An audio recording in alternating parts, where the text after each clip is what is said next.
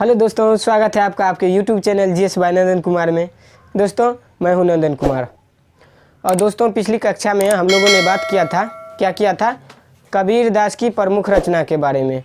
और हम लोगों ने उसमें देखा था कि कबीर दास की क्या क्या रचनाएँ हैं, कबीर दास ने कौन कौन सी पुस्तकें लिखी है, रचनाएँ की है। तो हम लोगों ने उसमें क्या देखा था, ट्रिक्स। और ट्रिक में क्या देखे थे हम लोग कि सास रमे दोहा। सा से क्या हुआ था दोस्तों, साखी। स से क्या हुआ था, शबद। र से क्या हुआ था, रमैनी। दोहा से क्या हुआ था, दोहा।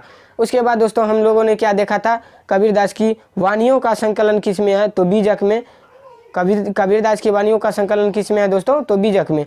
उसके बाद हम लोगों ने देखा था, क्या देखा था कि कबीरदास किसके समकालीन था, तो हम लोगों ने क्या देखा था कि वह सिकंदर लोदी के समकालीन था, जिन्होंने 1504 ईस्वी में आगरा शहर की स्थापना की थी। अब दोस्तों एक क्वेश्चन उसमें से मिस हो गया था, जो मैंने छोड़ दिया था, तो मैं आज आप लोगों को बता देता हूं कि वह क्वेश्चन कौन था। वह क्वेश्चन था कि कबीरदास की समाधि कहाँ है। कबीरदास की समाधि कहाँ है, यह क्वेश्चन मोस्ट इंपॉर्टेंट है और बार बार एग्जाम में पूछे जाते हैं। तो दोस्तों यह जान लीजिए कि कबीरदास की समाधि कहाँ है, तो मगहर में। कहाँ दोस्तों, मगहर में। आप इसको नोट कर लीजिएगा, कबीरदास की समाधि कहाँ है, मगहर में। उसके बाद आइए हम लोग देखते हैं यह अगला ट्रिक मैंने क्या दिया है और किसका है। तो दोस्तों देखिए यह क्या है, हर्षवर्धन की प्रमुख रचना, यानी हर्षवर्धन ने क्या क्या कौन कौन सी रचनाएं की है उसके बारे में हम लोग जानते हैं। तो मैंने ट्रिक क्या दिया है दोस्तों, रत्ना को नाग प्रिय। क्या है दोस्तों, रत्ना को नाग प्रिय। अब देखिए दोस्तों, रत्ना, रत्ना से क्या है, रत्नावली। नाग से क्या है दोस्तों, नागानंद। प्रिय से क्या है दोस्तों, प्रिय दर्शिका। प्रिय से क्या है, प्रिय दर्शिका। अभी को का कोई मतलब नहीं निकलता दोस्तों, यह क्या है, साइलेंट है। क्या है दोस्त, यह साइलेंट है। कारण तो अब रत्ना, अब को नहीं लगाते हम, नाग प्रिय, रत्ना नाग प्रिय हो जाता, जो एक अधूरा सेंटेंस है और आपको जल्दी याद नहीं होता। इसलिए मैंने क्या किया है, यहाँ को दे दिया है, रिलेट कर दिया है ताकि आपको अच्छा लगे। अब इसको को देखिए, इसकी क्या भूमिका है कि यह इसको, रत्ना को और नाग प्रिय को, ये दोनों को क्या करता है, जोड़ने का काम करता है। इसलिए इसको को लगा के यदि आप इस ट्रिक को पढ़िएगा तो आपको याद हो जाएगा। तो रत्ना को नाग प्रिय, रत्ना से रत्नावली, नाग से क्या होगा, नागानंद, और प्रिय से क्या हो गया दोस्तों, प्रिय दर्शिका। अब आइए दोस्तों हम लोगों ने तो क्या किया कि हर्षवर्धन की रचना को जान लिया। अब देखते हैं कि हर्षवर्धन के बारे में कुछ जानते हैं कि उसका डिटेल्स क्या है। आइए देखते हैं हर्षवर्धन। तो यह तीनों रचना हर्षवर्धन की है। अब कुछ हर्षवर्धन के बारे में हम लोग पढ़ लेते हैं। क्या है दोस्तों, हर्षवर्धन। हर्षवर्धन के बारे में हम लोग पढ़ लेते हैं। तो दोस्तों सबसे पहला क्वेश्चन बनता है हर्षवर्धन से कि हर्षवर्धन किस वंश का शासक था। क्या बनता है, हर्षवर्धन किस वंश का शासक था। तो यह क्या था दोस्तों, पुष्यभूति वंश का। पुष्यभूति वंश का शासक कौन था, हर्षवर्धन। अब इससे क्वेश्चन बनता है कि पुष्यभूति वंश का हर्षवर्धन शासक था, लेकिन पुष्यभूति वंश की स्थापना किसने की। तो दोस्तों यहाँ स्थापना में लिख लेते हैं, पुष्यभूति वंश की स्थापना नरवर्धन के द्वारा किया गया था। किसके द्वारा, नरवर्धन के द्वारा किया गया था पुष्यभूति वंश की स्थापना। उसके बाद आइए जानते हैं और हर्षवर्धन के बारे में। अब हर्षवर्धन पुष्यभूति वंश का सबसे महान शासक था। कौन था, हर्षवर्धन पुष्यभूति वंश का सबसे महान शासक था। अब हर्षवर्धन के दरबार में कौन आया था दोस्तों, पहले जान लेते हैं कि हर्षवर्धन के दरबारी कवि कौन था। तो हर्षवर्धन की दरबारी कवि कौन था, तो वानभट्ट। कौन था दोस्तों, वानभट्ट हर्षवर्धन का क्या था, दरबारी कवि था।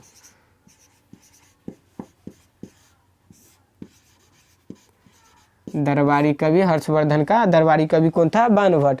अब देखिए दोस्तों, अब एक क्वेश्चन और यहाँ से बनता है कि हर्षवर्धन के दरबार में कौन आया था। तो हर्षवर्धन के दरबार में चीनी यात्री जो कौन था, ह्वेन-त्सांग आया था। इसमें बहुत को कन्फ्यूजन होता है कि एक क्वेश्चन है फाहियान चीनी यात्री के बारे में और एक क्वेश्चन है हर्षवर्धन ह्वेन-त्सांग। दोनों चीनी यात्री था, फयान भी चीनी यात्री था और ह्वेनसांग भी चीनी यात्री था। तो इसमें क्या कन्फ्यूजन होता है दोस्तों कि ह्वेनसांग किसके शासनकाल में आया था और ह्वेनसांग किसके शासनकाल में आया था, उसके बाद फयान किसके शासनकाल में आया था।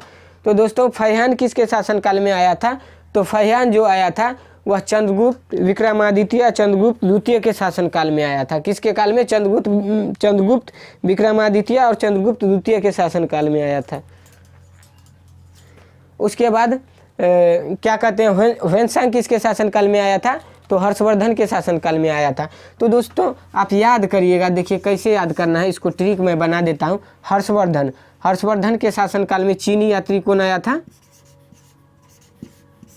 चीनी यात्री कौन आया था दोस्तों, ह्वेनसांग आया था। कौन आया था, ह्वेनसांग आया था। अब देखिए दोस्तों ह से क्या हुआ, हर्षवर्धन और ह से ह्वेनसांग, ह से हर्षवर्धन और ह से ह्वेनसांग। अब आपको याद हो जाएगा। उसके बाद एक फयान बचा। अब फयान बचा तो फयान के बारे में आप जानबे करते हैं कि फयान किसके दरबार में आया था, तो चंद्रगुप्त द्वितीय चंद्रगुप्त विक्रमादित्य के शासनकाल में आया था या उसी के दरबार में आया था।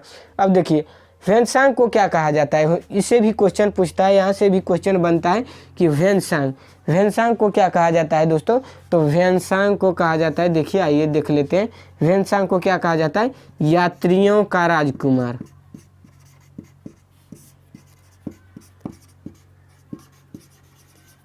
यात्रियों का राजकुमार। उसके बाद नीति का पंडित, नीति का पंडित। उसके बाद आधुनिक शाक्य मुनि। क्या, आधुनिक शाक्य मुनि। अब आधुनिक शाक्य मुनि।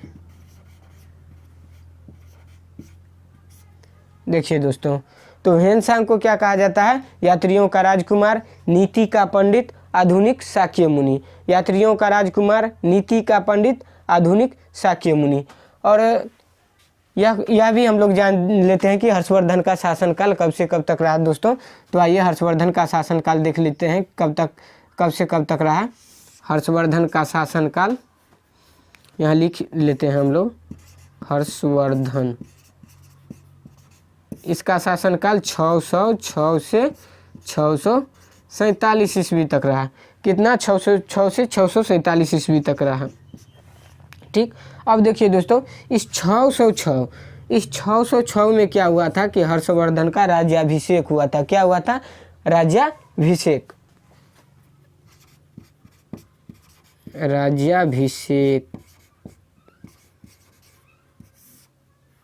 हर्षवर्धन का क्या हुआ था, राज्याभिषेक हुआ था। अब देखिए यह शासनकाल है 606 से 47 ईस्वी। अब आप पूछ देगा आपको क्वेश्चन कि हर्षवर्धन का राज्याभिषेक कब हुआ था। तो दोस्तों 606 से 647 आपको याद रहेगा, तो आप ऐसे भी जान जाइएगा कि 606 है, इसका मतलब हर्षवर्धन 606 ईस्वी में ही राजगद्दी पर बैठा था, इसलिए इसका शासनकाल की शुरुआत जो है 606 से 647 ईस्वी तक है। यानी 606 में क्या हुआ, यह राज्याभिषेक किया।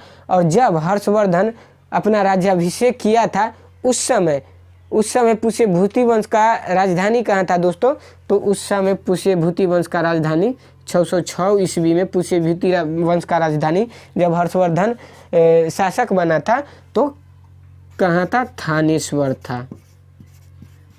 कहाँ था दोस्तों, थानेश्वर था। पुष्यभूति वंश की राजधानी 606 ईस्वी में, यानी जब हर्षवर्धन ने अपना राज्याभिषेक किया था तो कहाँ था, थानेश्वर था।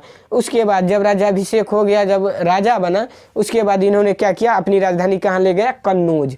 इसने अपनी राजधानी कहाँ ले गया, कन्नौज। तो जनरली जब आपको क्वेश्चन पूछेगा कि हर्षवर्धन की राजधानी कहाँ थी या हर्षवर्धन की राजधानी कहाँ थी, तो आप कन्नौज मारिएगा। लेकिन पूछ देगा राज्याभिषेक के समय, हर्षवर्धन के राज्याभिषेक के समय पुष्यभूति वंश की राजधानी कहाँ थी, तो आप थानेश्वर मारिएगा। तो आइए अब देख लेते हैं इसको कि यह क्या किया था, हर्षवर्धन ने अपनी राजधानी कहाँ ले गया था, थानेश्वर से कन्नौज। तो हर्षवर्धन की राजधानी कन्नौज। कन्नौज। यहाँ लिख देते हैं दोस्तों पुष्यभूति वंश की राजधानी या प्रारंभिक राजधानी लिख देते हैं।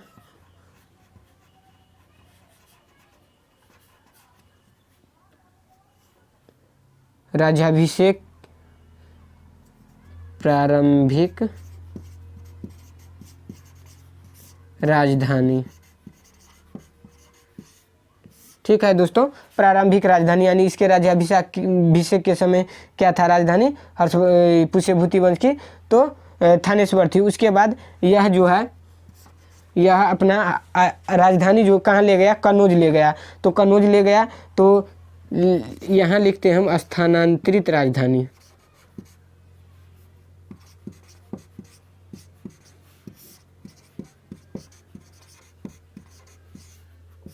जैसे हम हिस्ट्री में पढ़ते हैं मोहम्मद बिन तुगलक के बारे में कि मोहम्मद बिन तुगलक का जो है प्रारंभिक राजधानी कहाँ था, तो दिल्ली था। उसके बाद उन्होंने अपनी राजधानी को क्या किया, चेंज कर लिया, स्थानांतरित किया था। और कहाँ ले गया था, तो वह अपनी राजधानी दिल्ली से क्या ले गया था, कहाँ ले गया था, तो दौलताबाद ले गया था। कहाँ ले गया था दोस्तों, दौलताबाद। तो आइए मेरे दोस्त यहाँ देखते हैं कि थानेश्वर क्या था, कि इसके राज्याभिषेक के समय की राजधानी थानेश्वर थी। लेकिन उसके बाद जब यह राजा बना तो अपनी राजधानी कहाँ ले गया दोस्तों, कन्नौज ले गया। अपनी राजधानी कहाँ ले गया, कन्नौज। तो यह डेटा क्या है इसके बारे में, हर्षवर्धन के बारे में। अब हर्षवर्धन के दरबारी कवि के बारे में भी हम लोग चर्चा कर लिए। उसके बाद देखिए दोस्तों एक इम्पोर्टेंट क्वेश्चन है कि हर्षवर्धन जो था, हर्षवर्धन को किसी ने पराजित किया था और वह दक्षिण भारत का शासक था। तो हर्षवर्धन को किसने पराजित किया था, तो पुलकेशिन द्वितीय ने। आइए लिखते हैं हर्षवर्धन को, यहाँ मैं लिख लेता हूँ हर्षवर्धन को पराजित, हर्षवर्धन को पराजित कौन किया, तो पुलकेशिन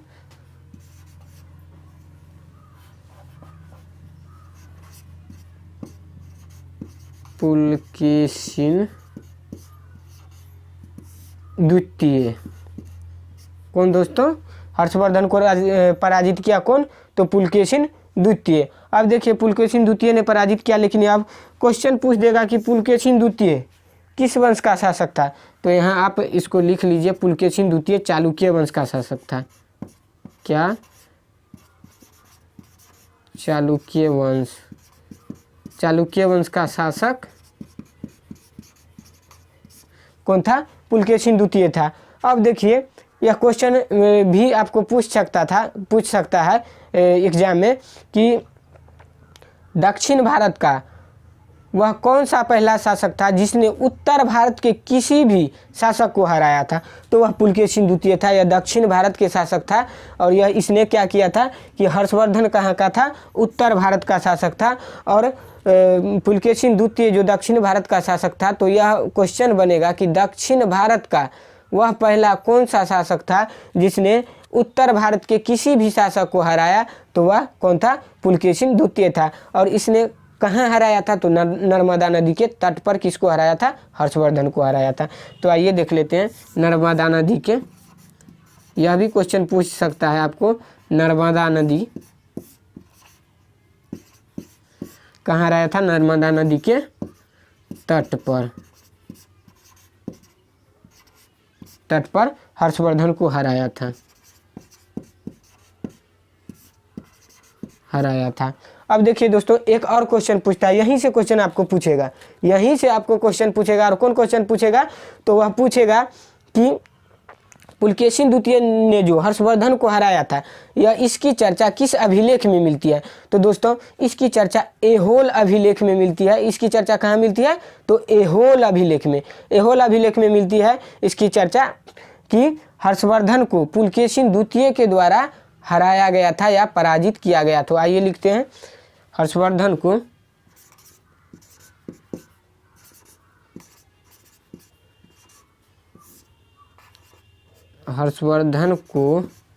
पराजित करने की चर्चा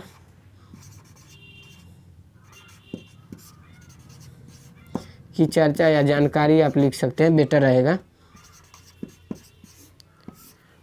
हर्षवर्धन को पराजित करने की जानकारी किसके द्वारा? पुलकेशिन द्वितीय द्वारा।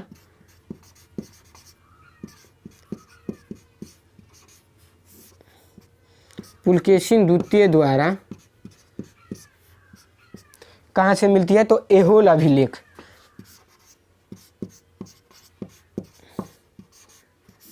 ऐहोल अभिलेख,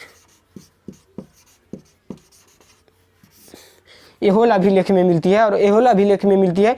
अब ऐहोल अभिलेख, ऐहोल अभिलेख की रचना किसके द्वारा किया गया था? ऐहोल अभिलेख की खोज किसके द्वारा किया गया था? तो यह रवि कीर्ति के द्वारा किया गया था। किसके द्वारा दोस्तों? रवि कीर्ति के द्वारा।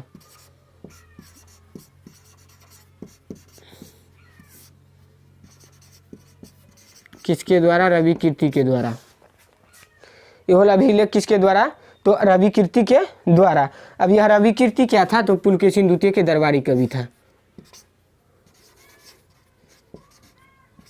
पुलकेशिन द्वितीय का यह क्या था? दरबारी कवि था।